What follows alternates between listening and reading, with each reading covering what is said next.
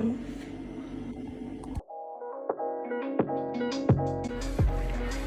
Hey guys, so as you all know, I've made Isabel Paige Vegan Pesto. Now I'm going to try it right now with you guys because I didn't get a chance yesterday to try it with you guys and show you. I did want to tell you guys that I changed the recipe a little bit. The recipe was meant to be with a nutritional yeast that I did not know about beforehand. And also I didn't put garlic. What I did do to modify it, just to make it a little more creamier, was to put a little bit of soy milk in it, and it actually came super nice and creamy.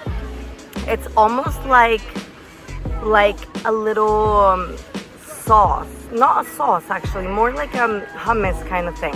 So I want to try it with you guys and show you what I think. But honestly guys,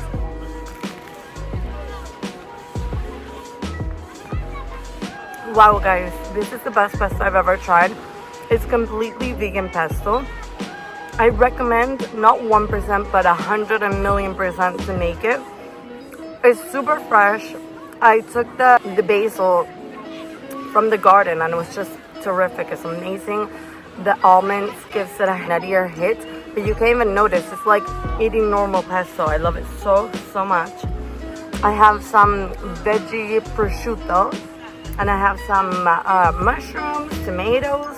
And this is a great little sandwich, and we're at the beach right now, so I'm enjoying this pesto, and I can't believe I made some because it's gonna last so long, you know. It's a whole jar and I'm super excited I have it because now I can eat some pesto with pasta or sandwiches. You know, you don't have to just stop at pasta. You can put it as a side. You can put it in pizza, just a little tiny little globs on the pizza.